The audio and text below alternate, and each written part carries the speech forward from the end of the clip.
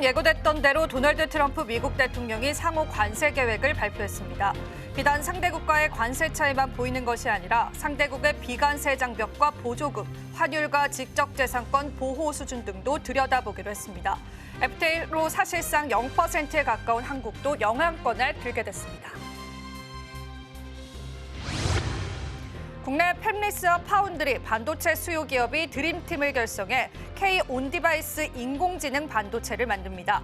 단단한 반도체 생태계 구축을 목표로 정부가 1조 원을 지원해 토종 AI 반도체를 만드는 관련 사업을 진행한다는데요. 3, 4월에는 후보 기업을 구성하기로 했습니다. 하나그룹주 강세의 풀이 꺾였습니다. 하나비전은 11% 내려섰고요. 하나비전뿐만 아니라 그룹주가 전반적으로 약세를 나타냈습니다. 이 같은 주가 흐름은 차익 실현 매물이 쏟아진 탓으로 풀이되고요. 전날까지만 해도 하나그룹주 대부분이 강세를 보이기도 했습니다.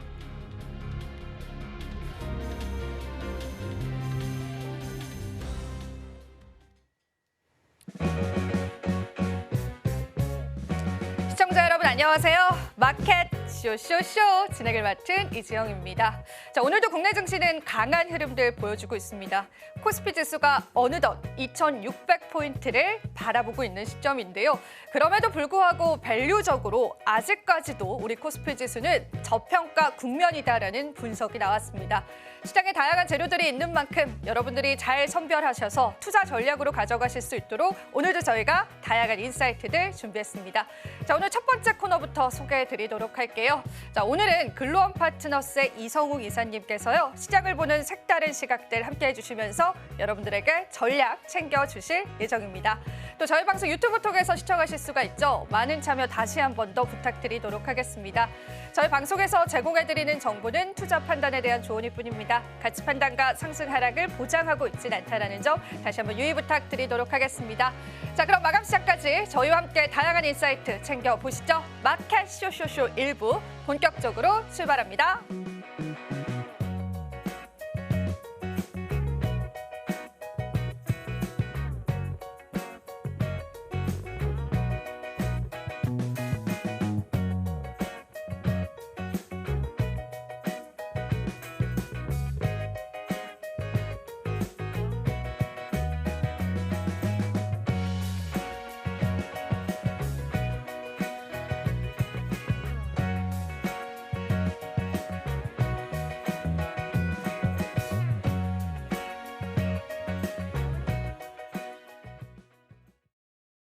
네, 오늘 뉴지스 코너 먼저 함께 해보도록 하겠습니다. 글로원 파트너스 이성용 이사님 모셨습니다. 이사님 안녕하세요. 네, 안녕하십니까. 네, 헤드라인부터 열어보고요. 또 시장 이야기 바로 나눠보겠습니다. 오늘 첫 번째 헤드라인 열어주시죠. 자, 오늘 첫 번째 헤드라인은 금산법입니다. 사실 오늘 삼성생명 쪽에 관해서 이슈가 있어서 주가도 움직이고 있긴 한데요. 일단 우리가 금산법 어떤 건지부터 조금 이야기를 나눠볼까요? 금산법 같은 경우는 대기업에 해당하는 기업이 이 전체적인 금융 계열사가 있을 때 해당 지분을 10% 보유할 수 없는 부분에 해당이 됩니다. 그렇다 보니까 각 기업들 같은 경우가 해당하는 10% 이상의 지분 같은 경우는 블록딜 또는 장내 매도를 통해서 줄여놔야 하는데요. 그렇다 보니까 이게 자칫 업황이 좋지 않을 때는 시세에 대한 부분, 그다음에 수급에 대한 부분에 이슈가 있을 수 있다 보니까 시장에서는 블록딜이라든지 그런 부분을 체크하고는 합니다. 삼성그룹 같은 경우는 삼성화재나 삼성생명 같은 경우가 보유하고 있는 삼성전자의 지분 같은 경우 최근에 삼성전자 같은 경우가 자사주 매입 소각을 단행을 함에 따라서 이와 관련해서 좀 이슈가 되곤 하고요. 나머지 기업들 같은 경우도 지주사와 또는 기타 금융기업들 같은 경우에 지분 관계가 지배구조상으로 얽혀 있을 때는 지속적으로 10%가 넘을 때는 좀 해소를 해야 되는 부분이 존재를 합니다. 네. 금산법 이슈 때문에 또 시장이 움직이는 이유에 관한 알고리즘도 이야기를 나눠봐야 될 것 같습니다. 오늘 삼성생명 쪽 그리고 관련주들의 흐름들 좋은 부분들도 어떻게 해석이 됐다라고 볼 수 있을까요? 삼성생명이나 삼성화재 같은 경우는 삼성전자의 지분을 10% 이상 보유하고 있는 경우가 존재를 합니다. 그래서 생명 같은 경우는 자사주 매입 소각을 단행한 삼성전자가 이제 이와 관련해서 보유하고 있는 지분이 늘어나는 경우 좀 매각을 단행한 부분이 이 시장의 하나의 화두가 되었었고요. 그러면 그 블록딜이라든지 아니면 장내 매도로 매각한 지분 같은 경우는 잉여 현금으로 보유를 할 수 있다 보니까 자본에 대한 여력이 자동적으로 증가하게 됩니다. 우리가 보통 기업을 바라볼 때 지분법 이익 같은 경우를 통해서 이 기업의 가치를 일부 비춰보기는 한데 이 지분법 이익 같은 경우가 실제 이제 자본금으로 반영되는 단계에서는 잉여금 단계에서 활용이 가능하다 보니까 뭐 배당 성향의 증가라든지 아니면은 주주 측면에서의 좀 친화 정책의 확대 이런 부분의 카드도 활용을 할 수가 있습니다. 금융주 같은 경우가 최근의 흐름들을 보면 뭐 지배구조 개편 또는 이제 이를 통해서 주주에게 배정하는 그런 자금의 증대 부분을 진행하고 있다 보니까 삼성생명이나 화재 또한 좀 이 부분이 기대된다라고 할 수가 있겠습니다. 그럼 이런 이야기도 나눌 수 있을 것 같습니다. 일단은 삼성 측면에서는 자사주 소각이다라고 하는 부분들과 금산법이라고 하는 부분들이 좀 충돌되고 있다라고도 보여지는데 그 충돌의 이유도 한번 이야기를 들어볼까요? 자사주 매입 소각을 단행을 하게 되면 이제 계열사들이 보유하고 있는 지분 같은 경우가 총 주식 수가 줄어들다 보니까 이 지분에 대한 부분의 비율이 증가가 하게 됩니다. 그래서 그 10% 이상 보유하게 되는 지분 같은 경우는 뭐 자동적으로 좀 시장에 내어놓을 수밖에 없는 뭐 법안이라고 할 수가 있고요. 그를 통해서 삼성생명이나 화재 같은 경우, 특히 삼성생명 같은 경우가 보유하고 있는 전자 지분을 좀 시장의 블록딜이란 측면을 통해서 내어놓게 되었었어요. 그래서 뭐 전자 같은 경우는 주가 영향도 크지는 않았습니다. 이게 업황이 좋지 않아서 매각이 나오거나 그런 부분이 아니다 보니까 이 부분은 업황이 좋지 않을 때는 조금 더 하락 요인이 될 수 있는데 그런 측면이 아니었다 보니까 주가 측면에는 영향을 미치지 않는다라고 할 수 있습니다. 좋습니다. 자, 그러면은 우리가 또 이 금산법과 또 삼성 관련주들의 다양한 흐름들까지 체크를 해봤는데 일단은 금산법 이슈로 인해서 오늘 삼성그룹주들이 움직이잖아요. 네. 이런 탄력세도 단기적일 것이다라고 보실까요, 이사님께서는? 최근의 흐름들을 보면 뭐 삼성생명 화재 같은 경우도 함께 움직이고 뭐 지배구조의 축이라고 할 수 있는 삼성물산 같은 경우도 함께 움직이는 상황이에요. 그룹사에서 지분과 관련해서 뭐 정리 부분 같은 경우를 뭐 그 금산법이라는 부분으로 단행하기는 하지만 시장 일각에서는 뭐 지배구조 개편의 진행 가능성까지 염두에 두는 것으로 보입니다. 삼성전자 같은 경우는 업황에 대해서 좀 바닥을 찍은 인식까지 함께 있는 상황이다 보니까 삼성그룹주 전반적으로는 부정보다는 긍정의 관점으로 접근을 하시면 되겠습니다. 네, 계속되는 탄력까지도 우리가 기대를 해보면 좋을 것 같습니다. 자, 오늘 또 삼성그룹주들 오랜만에 움직여주는 모습까지도 확인이 됐습니다. 연결고리 잘 파악해 보시고요. 자, 그럼 두 번째 헤드라인 열어보고요. 또 시장 이야기 좀 나눠보도록 하겠습니다. 오늘 두 번째 헤드라인 바로 한번 열어주시죠. 자, 오늘의 두 번째 헤드라인입니다. 금리 인하 기대감에 풀썩였다라는 그런 헤드라인인데요. 일단은 기준금리 인하 기대감이 또 시장에 나오는 것 같더라고요. 사실 네. 며칠 전만 하더라도 굉장히 매파적인 이야기들 많이 나왔잖아요. 어떤 연유였을까요? 기준금리와 관련된 부분에 인하 기대감이 약간의 변동이 존재를 합니다. 최근에 그 물가 관련된 지표와 고용과 관련된 지표가 나오고 상반기 금리 동결 확률이 60%까지 높아졌었어요. 그러면서 뭐 CPI 지표라든지 PPI 지표가 나오건 시장에서 바라봤던 거는 매크로 지표가 어떻게 변하는지를 주목을 했는데 달러와 관련된 부분이 한 107달러 이상으로 지속적으로 움직이다가 뭐 CPI, PPI 지표가 나오고 그다음에 트럼프 정부에서 관세와 관련된 부분의 단행을 4월 1일로 미룬다라는 점이 반영이 되면서 달러와 같은 경우는 심리적인 지지선인 107달러를 깨는 흐름이 시장 속에서 나타나는 모습이었습니다. 이 부분은 금리 인하의 기조는 이어가는 상황 속에서 매크로 지표 같은 경우가 신흥국단에 유리하게 좀 나오는 측면이 있었죠. 시장에서 해석이 좀 다르기는 하지만 CPI 지표 같은 경우는 식품류 중에서 계란 같은 경우가 조류독감의 여파로 가격이 상승한 측면이 있다 보니까 이게 일시적이라는 하나의 평도 있었고요. 그다음에 PPI 지표 중에서 세부적인 항목을 봤을 때도 약간은 금리에 대해서 동결 기조 또는 인하 기조에는 큰 영향을 안 미친다는 해석이 나타난 상황입니다. 관세 또한 여기에 영향을 미친 거고요. 그래서 우리가 바라볼 점은 강달러 기조는 이어지는 상황입니다. 그 속에서 시장의 매크로 지표 같은 경우, 특히 물가 지표 같은 경우가 안정화로 간다든지 고용 같은 경우가 여기에서 큰 호조 없이 좀 평이하게 간다든지 하면 금리 인하 기조는 이어질 수 있다 보니까 좀 시장 속에서 강달러 추이는 지속되되 이 방향에 대한 변화 같은 경우, 톤에 대한 변화 같은 경우는 매크로 지표에 따라 나타날 수 있음을 열어둡니다. 오늘장에 그래도 어느 정도 환율도 안정화를 나타내고 이제 달러 약세도 일시적으로 나타내는데 강달러 기조가 이제 전반적으로 큰 틀에서는 계속 지속될 것이다라고 보시는 것 같은데요. 일단 저는 이제 최근에도 파월이 청문회를 하기도 네. 했었고 또 그 부분에 관해서 트럼프와의 충돌에 관해서도 보도가 많이 되더라고요. 물론 이제 언론 쪽에서 좀 확대 해석한 것일 수도 있지만은 실질적으로 트럼프가 SNS를 통해서 금리 인하에 관한 압박의 스탠스를 취하고 있습니다. 하지만 뭐 파월은 신경 쓰지 않는다라고 하는데 이렇게 상충할 경우에 또 불안한 것들도 계속 시장에 남아있지 않을까요? 불안감들도? 연준은 원래는 독립체다 보니까 뭐 그 금리에 대한 부분을 단행할 때 정부에서 개입을 하지는 않습니다. 그런데 트럼프 정부에서 원하는 부분은 인플레이션의 통제 이런 요소가 있다 보니까 약간의 뭐 개입적인 멘트를 하고 있는 상황이기는 해요. 근데 독립체에 대한 부분은 인정하고 갈 겁니다. 멘트에 대한 부분에 개입은 있을 수 있지만은 경기 지표에 따라서 연준 같은 경우는 판단을 할 거기 때문에요. 경기 지표라고 하면 뭐 물가나 아니면 고용과 관련해서 이 두 개의 톤에 따라서 경기 상황을 판단을 하고 금리 결정을 함에 따라 뭐 개입은 있을 수 있지만 이게 뭐 금리 결정에는 지대한 영향을 미치지 않는다라는 말씀을 드릴 수가 있겠습니다. 사실 직접적으로 결정을 하는 데는 영향을 미치지 않지만 또 트럼프 자체가 인플레이션을 촉발한다라는 우려감들 때문에 다양한 이제 연준 측에서도 어느 정도의 대책을 해야 될 가능성은 있는 거잖아요. 네.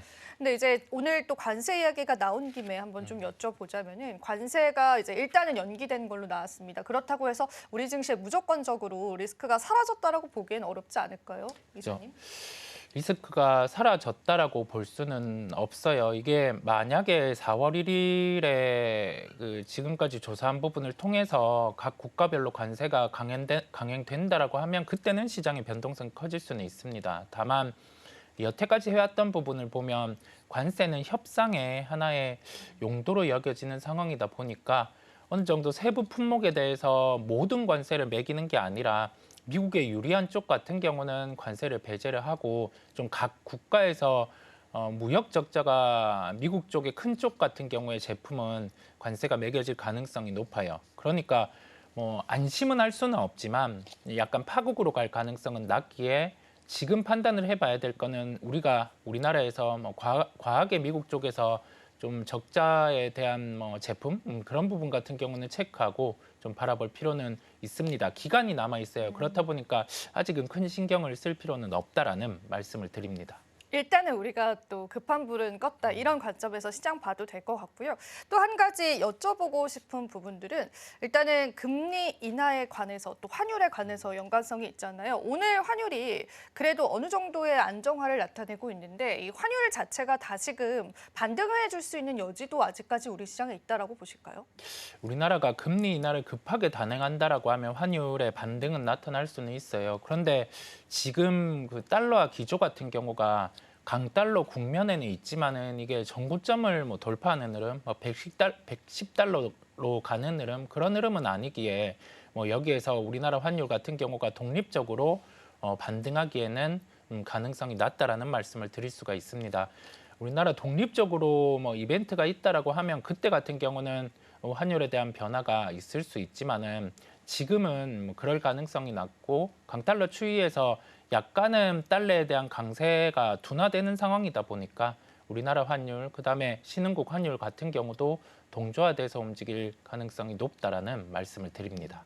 이런 리스크들도 같이 짚어보고 싶은 게 얼마 전에 이제 국내 외환 보유액 줄어들었다라는 소식들도 좀 이야기가 들려오더라고요. 네. 그게 사실 환율 방어 때문에 썼던 금액 때문이었잖아요. 근데 네. 외환 보유액이 줄어든다라는 관점에서도 외국인 투자자 이탈도 있을지 않을까라는 생각이 드는데 그렇게 우려할 만한 수치는 아니던가요? 네, 이게 과거에는 우리가 IMF라는 것을 겪어왔다 보니까 외환 보유고에 대한 신경을 많이 쓰는 상황인데요. 그때 대비해서 경제 체력 같은 경우도 올라온 상황이고 국가 입장에서는 외환 보유고와 관련해서는 어느 정도 그 여력을 남겨두고 시장 대응을 하는 상황입니다. 그래서 외환 보유고 같은 경우는 일시적으로 변동은 있을 수 있지만 우리가 과거의 금융위기와 같은 사태의 발생 가능성은 낮음에 따라 지금 같은 경우는 적정한 수준으로 유지되고 있음을 말씀드립니다. 그러니까 또 환율적인 부분들에서는 어느 정도는 우리가 안심을 하고 시장 바라봐도 괜찮을 것 같습니다. 하지만 큰 틀에서 강달러 기조는 여전히 이어진다라는 부분들도 놓치지 않으셨으면 좋겠습니다. 자, 이렇게 해서 두 번째 헤드라인까지 이야기를 좀 나눠봤고요. 저희가 또 이어지는 코너도 소개해드리도록 하겠습니다. 자, 오늘 은혜로운 섹터 준비되어 있는데요. 자, 오늘 시장 굉장히 뜨겁게 달궜던 이슈입니다. 정부에서 K-온디바이스에 관한 지원을 나섰습니다. 자, 이 부분에 관한 시장의 흐름들 같이 한번 살펴보시면 좋을 것 같고요. 또 두 번째 이슈도 같이 살펴보겠습니다. 오늘 또 배당 관련해서 또 주수 환원 관련해서 튀어오른 그런 기업도 있죠. 레드캡 투어의 상승이 전반적으로 여행주들 끌어올리고 있거든요. 그 부분까지도 같이 짚어보면서요. 시장 살펴보고 오도록 하겠습니다. 은혜로운 섹터 이어집니다.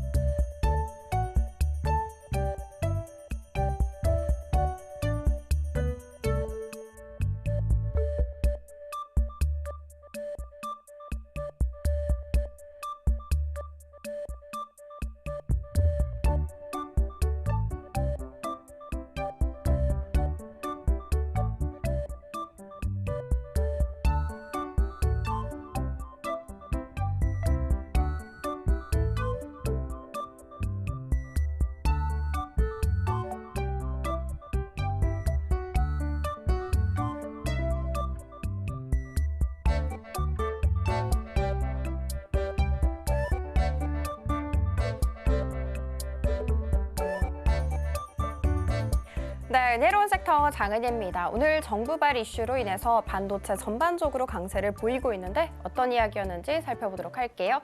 정부가 1조 원을 지원해서 토종 AI 반도체 만드는 사업을 진행한다고 합니다. 즉 다시 말해서 국내 팹리스, 파운드리 기업 그리고 수요 기업들이 드림팀을 결성을 하는데 이 드림팀 리스트 같은 경우에는 오는 3월에서 4월까지 이 안에 구성될 예정이라고 점쳐지고 있습니다. 자, 조금 더 풀어서 설명을 해보도록 할게요. 국내 팹리스 기업이 AI 반도체를 설계를 합니다. 그리고 설계된 AI 반도체를 바탕으로 해서 국내 파운드리에서 생산을 하고요.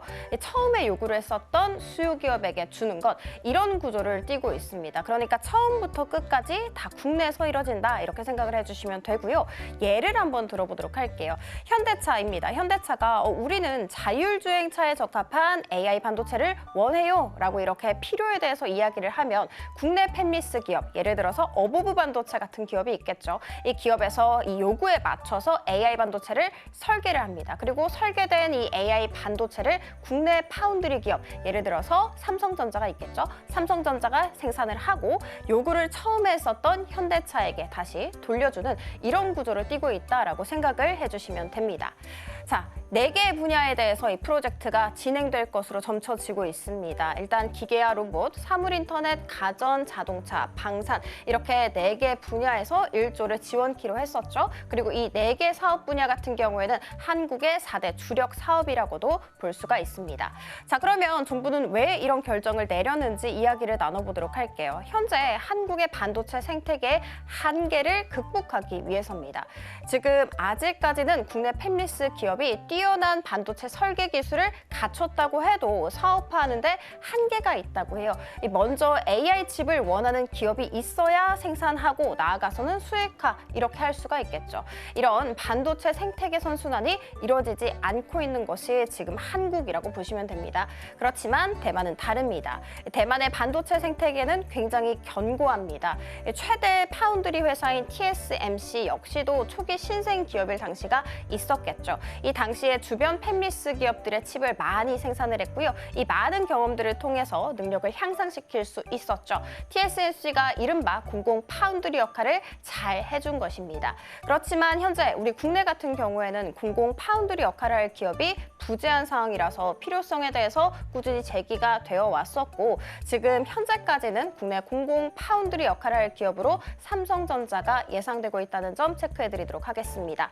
자, 그리고 두 번째 살펴보도록 하겠습니다. 렌터카 이야기인데요. 렌터카 기업인 레드캡 투어가 연이틀 급등세를 보이고 있죠. 왜냐 살펴봤더니 파격을 넘어선 폭탄 배당 소식 때문이었습니다. 보통주 한 주당 2,000원의 현금 배당을 결정을 했는데 배당 수익률이 무려 22%를 넘어섭니다. 그러면서 매수세가 좀 강하게 몰리고 있는 현재라고 생각을 해주시면 됩니다. 자, 그러면 이 배당금은 어디에서 났을까? 작년 12월 자본 준비금에서 이익 잉여금으로 전환한 480억 원 중 일부인 334억 원으로 배당금을 지급하겠다 이렇게 이야기가 나왔습니다. 자, 일단 해당 배당금 같은 경우에는요 비과세 대상이기 때문에 훨씬 더 주목받고 있습니다. 이 배당 기준일은 오는 3월 12일이고 배당을 받기 위해서는 3월 10일까지 이 해당 주식을 매수해서 보유해야 한다는 점 체크해드리도록 하겠습니다.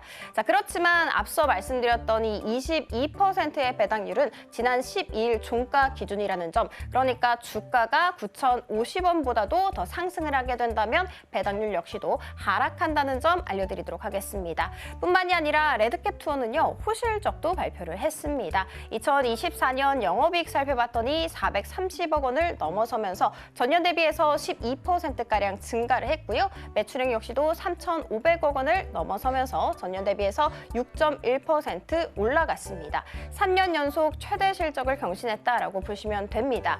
자, 이렇게 호실적 발표 플러스 알파로 폭탄적인 주주 환원 정책까지 함께 상승 재료가 돼서 전 거래일에는 상한가 찍으면서 마감했고요. 그리고 오늘도 장중한 때 20% 이상의 슈팅 보이기도 했습니다. 자, 그리고 다음 살펴보도록 하겠습니다. 일단 CXL부터 한번 살펴보도록 할게요. SK하이닉스 그리고 또 삼성전자 반도체 투톱 CXL 정말 임박했다고 합니다.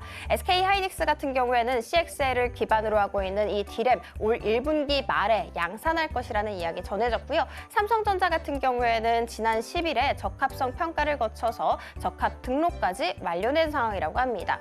여기에서도 코리아 서키트라는 기업 같은 경우에는 10개 분기 만에 흑자 전환할 것이다라는 전망 속에 강세, 오킨스 정자 같은 경우에는 지난해 실적이 개선세에 접어들었다라는 이야기 속에 강세, 그리고 이 세 종목 중에서 오늘 네오셈이 가장 강한 슈팅 붙고 있습니다. 오늘 장중한 때 상한가 부근에서 거래되기도 했다는 점 체크해드리면서 원전으로 넘어가 보도록 하겠습니다. 구글에서 중국과의 AI 전쟁에서 지금 전력이 위기에 처해 있다라고 코멘트를 하면서 원전이 우리의 포트폴리오 일부가 될 것이다 라고 이야기했습니다. 자, 그리고 HD 한국조선해양이 원자력 추진선 모델을 최초로 공개한 것 역시도 상승 재료가 됐고요. 이와 같은 이야기 속에 두산 에너빌리티 같은 경우에는 15% 이상의 상승세를 그리기도 했고 A프로젠과 우리기술 역시도 9%대에 나란히 강한 슈팅 보이기도 했습니다. 자, 그리고 마지막은 전력설비와 전선입니다. 초고압 변압기에 대한 미국 관세 부과 우려가 오늘 종목들을 전반적으로 좀 끌어내리고 있습니다. 특히 과거에 한국산 변압기에 60.8%까지 관세가 부과된 사례가 있기 때문에 불확실성이 조금 더 커지고 있는 상황이고요. 일진전기 같은 경우에는 오늘 두 자릿수대 큰 폭으로 떨어지기도 했고요. LS와 LS 일렉트릭 같은 경우에는 7에서 9%대까지 급락세를 보이기도 했다는 점 알려드리도록 하겠습니다. 자, 지금까지 은혜로운 섹터 함께 살펴봤습니다. 이어지는 오이슈 시간에는 산업재에 대해서 이야기 나눠볼까 합니다. 산업재라고 한다면 조선, 방산, 기계 등을 꼽을 수가 있겠죠. 이들의 상승세가 지속되고 있는데 언제까지 지속될 수 있을지 궁금하실 것 같습니다. 자, 그러니까 다음 코너도 기대하 쇼쇼쇼!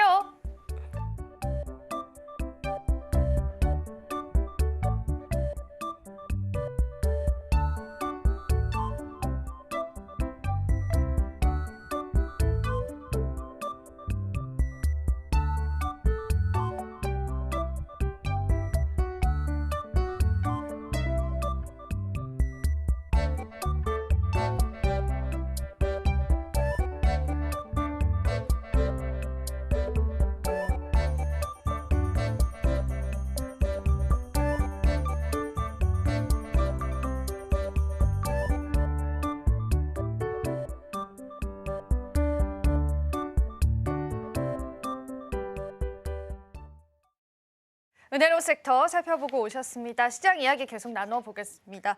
자, 오늘 시장 또 이사님께서는 어떤 한 줄 평으로 표현해 주실지 바로 한번 이야기 들어볼게요. 오늘의 시장 한 줄 평은 순환매 현상의 지속 시장이라는 말씀을 드립니다. 순환매 장세라는 점이겠죠.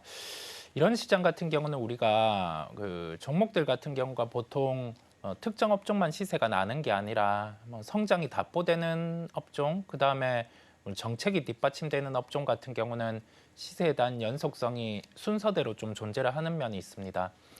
오늘 보면 시장 속에서 또다시 로봇, 우주항공 관련된 종목들 같은 경우가 강세가 나타나고 있고요. 주가들이 빠져 있는 와중에 또는 신고가를 목전에 둔 상황에서 종목들 같은 경우에 시세 연속성은 존재함을 알 수가 있습니다. 반면에 최근에 계속 강해왔었던 조선업종 같은 경우는 오늘 좀 약한데요. 이게 주가가 한 2, 3일 정도 연속해서 대형주 기준으로 10% 이상 올라온 상황이다 보니까 여기에서 일부 차익 실현이 나타나고 그러면서 상대적으로 또 좀 매력도가 있는 업종 쪽으로 수급이 옮겨가는 현상도 나타나는 게 정상적인 시장이라고 할 수가 있습니다. 그러면 우리가 구분해 볼 수 있는 게 오늘 조선업종에서 주가 조정이 나타나는데 업종 중에서 상대적으로 강한 종목이 있고 약한 종목이 있을 거거든요. 그 상대적으로 강한 종목 같은 경우가 추후에 다시금 조선 쪽의 순환매가 돌아왔을 때도 좀 강할 수 있음을 열어두고 로봇이나 우주항공 쪽 같은 경우는 가깝게는 휴머노이드 같은 경우는 시장 속에서 계속 대기업단, 글로벌 기업 쪽에 투자가 이루어짐에 따라서 관심에 대한 강도를 매우 높게 가지고 가야 됨을 말씀을 드리고 우주항공 같은 경우는 주가들이 좀 부침이 있어요. 주가가 떴다가 다시 좀 제자리에 오고 하는 이유는 일정에 대한 부분이 올해 한 3월 정도, 그다음에 7월 정도 이렇게 아직 시간에 갭을 두고 위치하고 있다 보니까 우주항공 쪽 같은 경우는 단가를 좀 기다리면서 원하는 단가에 왔을 때 접근하는 그런 전략 부분을 열어둡니다. 네, 최근에 주목받았던 섹터 군들 쪽으로의 수급 이동 현상도 계속 나타내는 그런 상황이기 때문에요. 여러분들이 또 전략을 보다 자세하게 잘 짜보셔야 될 것 같습니다. 여기서 한 가지만 더 여쭤보고 싶은 건 전력기기 쪽도 오늘 좀 낙폭이 큽니다. 그렇죠. 이쪽도 대응점을 어떻게 가져가 봐야 될까요, 이사님? 전력기기 쪽 같은 경우도 최근에 종목단에서 시세들이 약간 빠르게 나는 경우가 있었죠. 신고가가 나는 경우도 LS그룹 같은 경우는 발생했다 보니까 빅테크 이슈 이런 걸 가지고 시세들이 강했는데 이 또한 바뀐 관점은 없는데 시장 속에서 우리가 고려했던 부분, 관세와 관련된 부분 같은 경우는 단행이 될 수 있는 부분을 인지하고 있었는데 막상 시장 표면에 나오니 또 놀라는 측면이 있는 거예요. 조정이 나오는 건 당연히 주가가 조금 빨랐기 때문에 조정이 나오는 거고요. 그렇다 보니까 우리가 이익 대비해서 시가총액을 도출해서 좀 오버 페이스에 있는 종목들 같은 경우는 급하게 추격할 필요 없이 이와 같은 조정이 나타날 수 있다 보니까 그런 점을 좀 인지하고 생각할 필요는 있겠습니다. 네, 좋습니다. 그 대응점까지도 여러분들 다시 한번 잘 복귀해 보시면 좋겠고요. 그럼 오늘의 이슈 한번 열어보도록 할게요. 5이슈 또 어떤 이슈들 또 준비를 해주셨는지 바로 이야기를 나눠볼 텐데요. 오늘 같은 시작에는 저희 어떤 이슈들에 좀 집중을 해보는 게 좋을까요, 이사님? 오늘의 5이슈는 산업재해 강세 현상이 어디까지 지속될 것인가 그에 대한 고민을 소통을 해보려고 합니다. 고민해 보셨습니까? 고민 많이 해봤어요. 네. 어떠시던가요?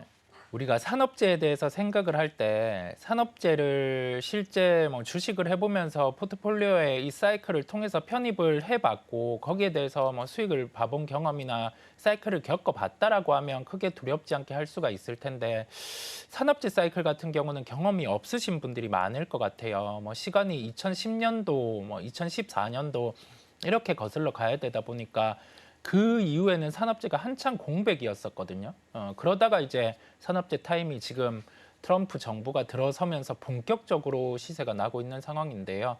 이 속에서 우리가 고려해야 될 거는 정부 정책에 교집합이 되는 업종이 뭔지, 그다음에 미국 주도로 지금 적극적인 드라이브를 거는 업종이 뭔지에 대한 고민이 필요해요. 정책에 대한 교집합 같은 경우는 로봇 분야입니다. 로봇 분야 중에서 휴머노이드 로봇 같은 경우는 테슬라의 옵티머스 같은 경우가 시장의 중심임을 알 수가 있고요. 우리나라에서는 휴머노이드 로봇이 가장 먼저 출시할 수 있는 게 삼성전자겠죠. 삼성전자가 이제 인수 단계로 돌입한 레인보우 로보틱스 같은 경우가 중심에 있다라고 할 수가 있습니다.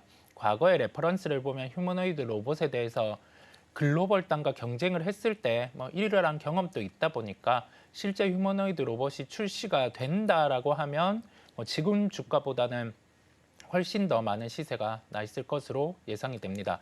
정책적인 측면에서의 하나의 드라이브를 거는 측면 또는 대기업의 투자 단행, 여기에서 로봇단 또 하나의 산업재 속에서 성장에 대한 색깔을 갖추고 있다라고 할 수가 있고요.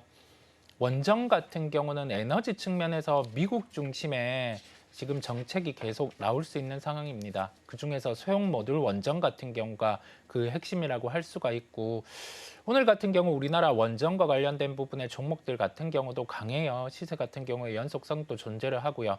산업재 같은 경우 중에서 주가가 좀 빠져 있는 와중에 우리나라 정책과 해외 정책 같은 경우가 좀 반하는 상황이었는데, 이제 좀 그 결을 글로벌의 결과 맞게 수정을 하려고 하다 보니까 원전과 관련된 부분 같은 경우도 소형 모듈 원전의 레퍼런스가 있는 기업들 중심으로 좀 관심을 가지면 된다라는 말씀을 드립니다. 네.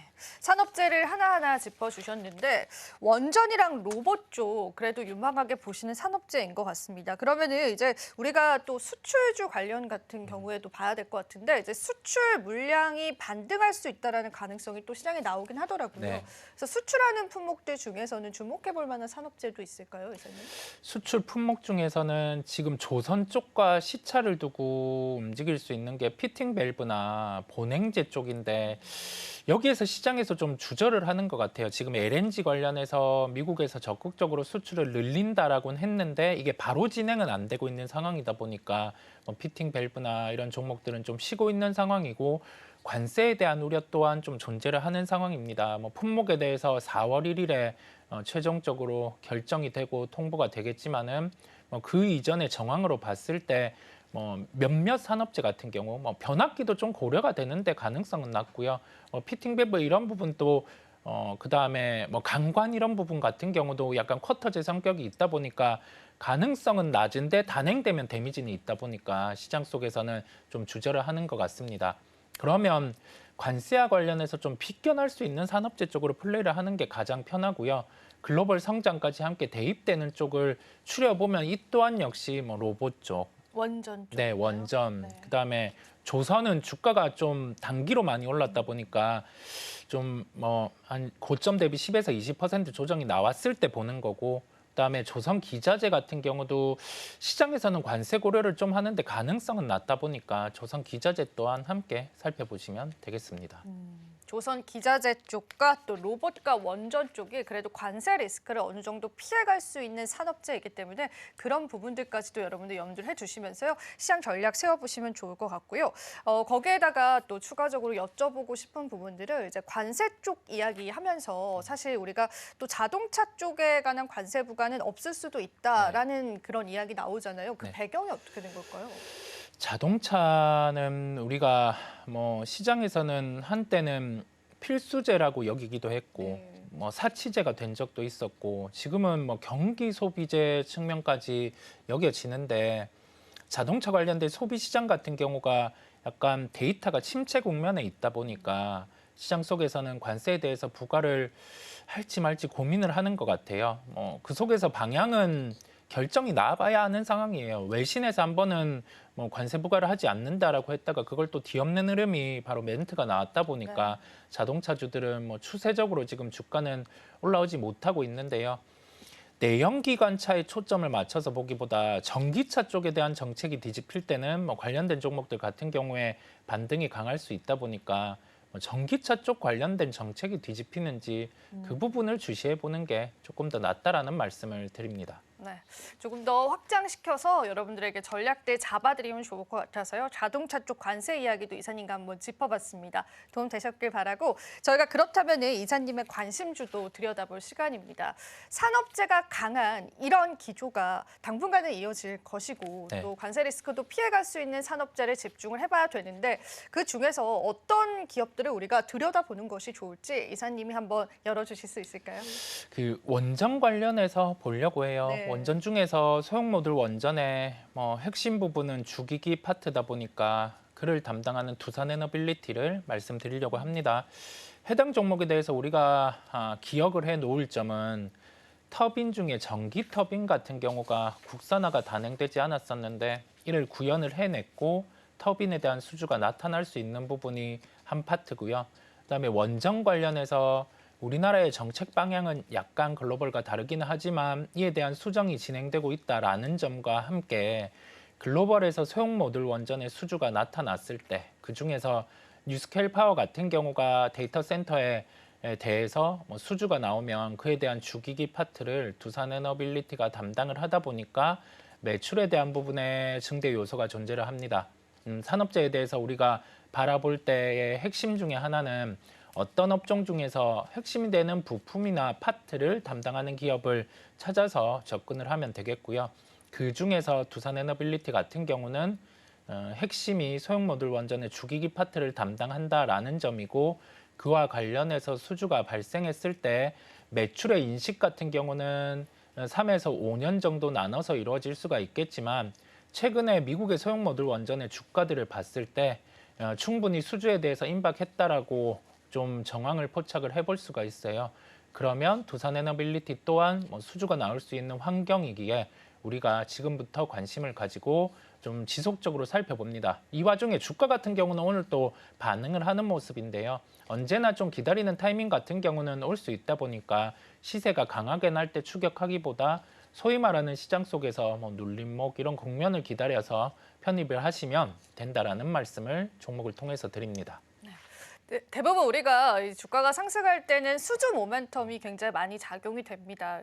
그런 부분들을 이제 방산 쪽이나 조선 쪽에서도 확인을 했었는데 앞서서도 두산에너빌리티 수주 소식이 있을 수 있다라고 네. 말씀해 주셨어요. 네. 그 부분을 조금 더 구체적으로 좀 들어볼 수 있을까요, 이사님?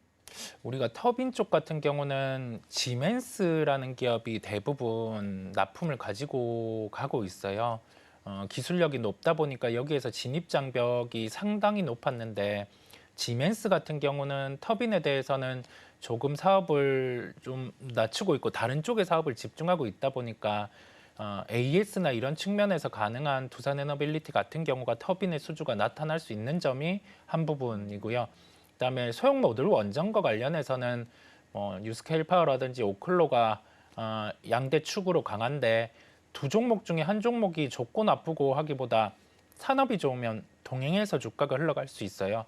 데이터 센터 쪽이 캐펙스를 낮춘다라고도 하지 않았기 때문에 에너지에 대해서 데이터 센터 쪽에 수주가 나타난다라고 하면 그 중심은 소형 모듈 원전이 될 수 있고 뉴스케일 파워에 수주가 나온다라고 하면은 그 주기기는 두산에너빌리티가 담당을 하다 보니까 수주에 대해서 연속성이 높다라는 말씀을 드립니다. 수주 가능성도 염두를 해두시면서 시장에서의 반응도도 보셔야 될 것 같은데요. 저는 여기서 조금 더 우리가 시각을 넓혀봐서 두산의 전반적인 그룹주에 관해서도 좀 이야기를 해보면 좋을 네. 것 같아요. 로봇 관련해서도 진출을 하고 있고 이렇게 소형 모듈 원전 관련해서도 좋은 진출을 보여주고 있는데 이 그룹주 전반적인 방향성들에 관해서는 이사님은 어떻게 생각하실까요?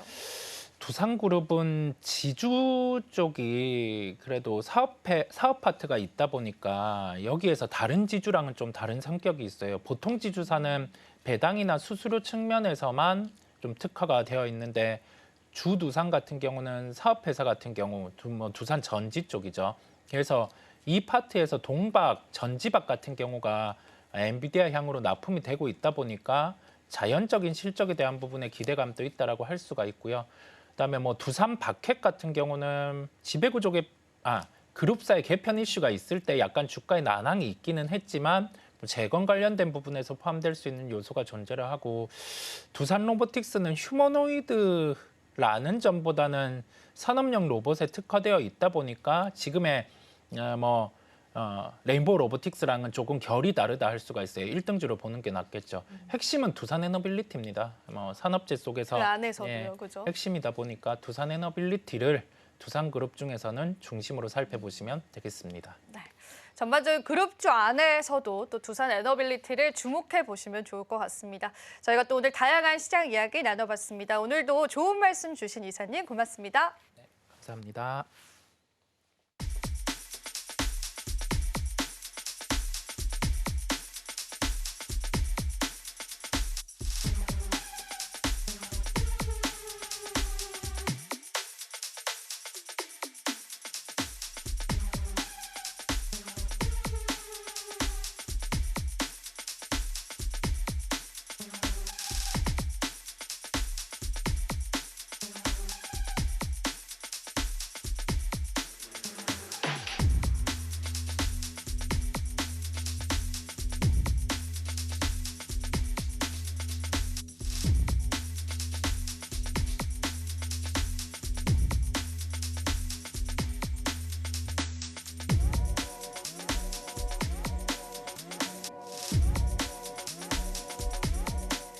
마켓 쇼쇼쇼 1부의 마지막 코너로 인사드리고 있습니다. 이정의 넥스트마켓 함께하고 있는데요.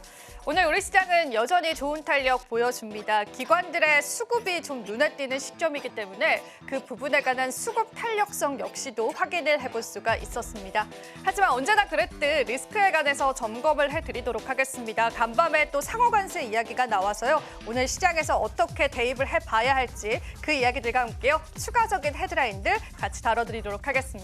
최근에 트럼프 행정부 들어와서 정책적인 불확실성이 커져가고 있다라는 이야기들이 있더라고요. 그래서 관련한 내용을 가지고 왔는데요. 실제로 정책 불확실성 지수를 확인을 해보니까 트럼프 1기 행정 때보다 지금이 조금 더 불확실성 지수가 높게 나타났습니다. 이는 보시는 바와 같이 코로나 팬데믹 때와 비슷한 수치이기 때문에 아직까지도 시장에서는 이 정책 불확실성을 어떻게 소화해야 할지 고민이 많이 남는 시점이다라고 보시면 되고요. 이러한 난관 속에서 우리는 어떻게 시장을 헤쳐나가봐야 할지 오늘 도움이 되는 시간이 되셨기를 바랍니다. 자, 그렇다면 이야기 하나하나 저희가 한번 나눠보도록 하겠습니다. 간밤에 상호관세에 관한 로드맵이 나왔는데 트럼프가 어떤 이야기를 했는지 키포인트적으로 한번 짚고 가면 좋을 것 같습니다. 미국을 속이고 있는 국가들이 많다라고 발언을 했습니다. 그리고 각 나라가 미국에 부과하는 만큼 동일한 조치를 부과하겠다라고도 이야기를 했는데요. 어떤 이야기냐면 그러니까 미국이 수출하는 국가에서 많은 관세를 부과하게 되면 그 부분에 따라서 미국도 관세를 부과하겠다라고 이야기를 한 겁니다. 조금 더 쉽게 풀어볼까요? 눈에는 눈, 이에는 이의 작전을 펼치겠다라는 건데요. 그만큼 이 관세에 관해서는 각 나라별로 다른 조치들이 이루어질 것이다라고 예상되고 있습니다. 바로 이러한 이유들 때문에 관세에 관해서 어느 정도 가이드라인이 나오려면은 그만한 시간이 걸릴 것으로 예상이 됩니다. 그 시간을 벌었다라는 점에서 오늘 국내 증시가 안도 랠리를 펼쳤다라고 해석을 해보시면 되겠습니다. 하지만 우리는 다가올 리스크들 점검을 해봐야겠죠. 자, 트럼프가 했던 이야기 중에 한국에 관한 발언이 있었습니다. 그 발언들을 한번 발췌를 해봤습니다. 한국 같은 동맹국이든 상관이 없다라고 이야기를 했고요. 모든 나라에게 다른 방식으로 우리를 이용하고 있다라고 꼬집기도 했습니다. 이게 어떤 이야기냐면요. 사실상 관세를 몇 % 먹인다라는 그러한 이야기보다는요. 미국 같은 경우에는 국내 자동차를 수출을 할 때 국내 같은 경우는 굉장히 가이드라인 자체가 좀 깐깐합니다. 그러니까 특별한 규정을 넘어야지 미국 기업들이 수출을 할 수 있게 되는 거죠. 이는 우리가 이렇게 생각을 해볼 수가 있습니다. 우리가 수출을 받아올 때 관세를 매기면서 그 수출을 조절할 수도 있지만 규제를 통해서도 다른 나라의 수출을 억압할 수 있습니다. 이 부분을 트럼프는 불편하게 생각했던 것 같습니다. 그래서 비관세 부과 항목에 관해서도 충분한 협상을 하겠다라고 이야기를 했습니다. 그리고 우리가 항상 거론하는 이야기가 한국이 관세의 타겟이 될 수 있다라는 점이잖아요. 어떤 맥락에서 그런 이야기가 나왔는지도 같이 한번 짚어보겠습니다. 한국 같은 경우에는 무역 적자 톱10 안에 들어가 있습니다. 그러니까 트럼프의 타겟이 되기 좋은 국가다라는 겁니다. 표를 보시면 아시겠지만 중국 같은 경우가 가장 크게 미국을 상대로 무역 흑자를 내고 있고요. 미국 입장에서는 어마어마한 무역 적자를 내고 있는 국가입니다. 그 다음은 멕시코와 베트남이 될 텐데 일본과 한국 역시도 톱10 안에 드는 국가이기 때문에 트럼프가 관할하는 그러니까 트럼프의 시선에서 거슬리는 국가가 될 수 있다는 게 지금 시장의 전반적인 동향 중에 하나다라고 보시면 되겠습니다. 그렇기 때문에 시장에서는 이러한 우려감들 때문에 이제는 관세가 아니라 규제적으로도 트럼프 행정부가 어느 정도의 딜을 해올 수 있을 것이다라는 가능성이 대두가 된 겁니다. 자, 그럼 산업적으로 살펴보겠습니다. 어제 같은 경우에는 자동차 업종에 부과가 되지 않을 것이다라고 이야기를 했었는데 오늘 같은 경우에는 그러한 의견을 번복하기도 했었죠. 그래서 우리가 산업적으로 시장을 접근했을 때 어떤 품목들을 피해야 하는지를 같이 한번 이야기를 나누면 좋을 것 같은데요. 일단은 자동차나 자동차 부품 쪽에 관해서는 관세를 매길 가능성이 없다라는 게 전반적인 의견이긴 합니다. 왜냐하면 미국 같은 경우에는 국내 자동차를 굉장히 많이 이용을 합니다. 그러다 보니까 미국의 소비자 물가가 상승할 수 있다라는 우려감을 염두에 두는 것 같고요. 그리고 우리가 또 바이오 헬스, 그러니까 의약품 관련해서도 트럼프 행정부는 관세를 매기지 않을 가능성이 가능성이 있다라고 합니다. 실제로 트럼프의 공약 자체가 약가 인하입니다. 이 약가 인하를 지키려면은 이런 의약품에 관한 관세 같은 경우에는 부과하지 않아야 된다라는 그러한 여론이 현재는 지배적이다라고 보시면 되겠습니다. 그러니까 올해 업종별 수출 증가율 전망도 한번 체크를 해보시고요. 트럼프의 관세의 대상이 될 만한 그러한 산업들은 피해 보시면서요. 포트폴리오의 전략 짜보시는 게 중요할 것 같습니다. 혹시나 추가적인 이야기들 나오면은 저희가 또 한번 브리핑 통해서 여러분들에게 보다 디테일하게 짚어드리도록 하겠습니다. 자, 오늘 관세 이야기로 문을 한번 열어봤고요. 자, 이어서 저희가 암호화폐 헤드라인도 같이 한번 체크해 보도록 하겠습니다. 자, 이게 사실 오늘 나왔던 헤드라인은 아니었고요. 어제 나왔던 헤드라인인데 한 번쯤은 짚고 가면 좋을 것 같아서 오늘 한번 가지고 나왔습니다. 사실 우리는 트럼프의 시선에 집중을 하고 있지만 일론 머스크는요. 아주 조용히 본인의 꿈을 실현하고 있습니다. 한 가지 대목을 한번 가지고 와봤습니다. 일론 머스크가 CFPB에 관한 그러한 기능을 무력화했다라는 소식인데요. 이 기관 같은 경우에는 소비자 금융 관련해서 감독하고 관리하는 기관입니다. 과연 일론 머스크가 이 CFPB의 그러한 권한을 왜 무력화시켰을지를 체크를 해봐야겠죠. 사실 비은행 금융기업들을 감독하는 기관으로서 이 기관 같은 경우에는 애플이나 구글, 페이팔 같은 기업들을 주요 감시 대상으로 삼았습니다. 이 안에는 머스크가 가지고 있는 X도 포함이 되어 있습니다. 그러니까 쉽게 이야기하자면 이렇게 글로벌 기업들이 은행 산업에 진출하는 부분에 관해서 제재를 가해왔다는 겁니다. 그런데 트럼프뿐만 아니라 또 머스크 같은 경우에는 도지를 통해서 이 기관의 감독 기능을 무력화시키려는 움직임이 나오고 있습니다. 그 의도 같이 한번 파악을 해볼까요? 그렇다면 머스크의 숨은 의도는 무엇일까요? 바로 엑스머니에 관한 비전이다라고 보시면 되겠습니다. 자, 오늘 제가 시바견에 관한 사진을 가지고 왔습니다. 자연스럽게 도지코인이 떠오르시게 되죠. 실제로 머스크는 X라는 SNS를 인수했을 때 사실상 SNS 플랫폼만으로 사용할 의도는 없었습니다. 그러니까 결제 플랫폼을 만들겠다라는 그의 빅피처가 숨어져 있었던 거죠. 그런데 앞서 말한 그 기관 쪽에서 제재가 들어가는 겁니다. 그런데 이런 부분들이 머스크의 입장에서는 걸림돌이 됐겠죠. 그러다 보니까 이번에 정책을 통해서 이 기관에 관한 기능들을 무력화시킨 겁니다. 그리고 실제로 머스크 같은 경우에는 결제 시스템에 관한 모든 준비를 마친 것으로 알려져 있습니다. 그러니까 순차적으로 일단 X에 관한 결제 시스템 도입과 함께 이 부분을 머스크가 사업적으로 이용할 가능성은 크다라고 보시면 되겠습니다. 실제로 온 우주의 기운이 일론 머스크를 향해 가고 있다라는 이야기 들으셨을 겁니다.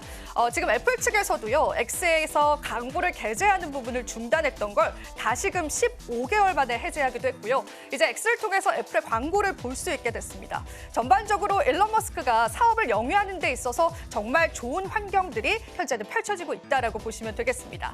그리고 머스크는요. 도지코인을 결제 시스템으로 사용할 수 있다라는 언급을 하기도 했었죠. 그에 따른 가능성들 우리가 되보면 좋겠습니다. 자, 그렇다면은 시세로 바로 넘어가서요. 오늘 암호화폐 시황 같이 한번 살펴보도록 하겠습니다. 자, 비트코인 같은 경우에는 오늘 시장에서는 1억 3,900만 나타내고 있고요. 그리고 또 이더리움 같은 경우에는 380만 원을 나타내면서요. 어느 정도의 조정 국면들 나타내고 있습니다. 자, 그리고 전반적으로 암호화폐 시장은 조정 국면을 나타내고 있지만은 중요한 지지선들은 계속 유지해주고 있고요. 리플 같은 경우에는 ETF 기대감이 시장에 다시금 실렸습니다. 그 부분 때문에 오늘 시장에서 3%가량의 상승을 나타내고 있다라고 보시면 되겠습니다. 자, 전반적으로 시장의 마켓캡들은 어느 정도의 상승 국면을 나타내고 있고요. 솔라나 코인 같은 경우에도 오늘 시장에서는 200달러 선을 유지해주고 있다라고 보시면 되겠습니다.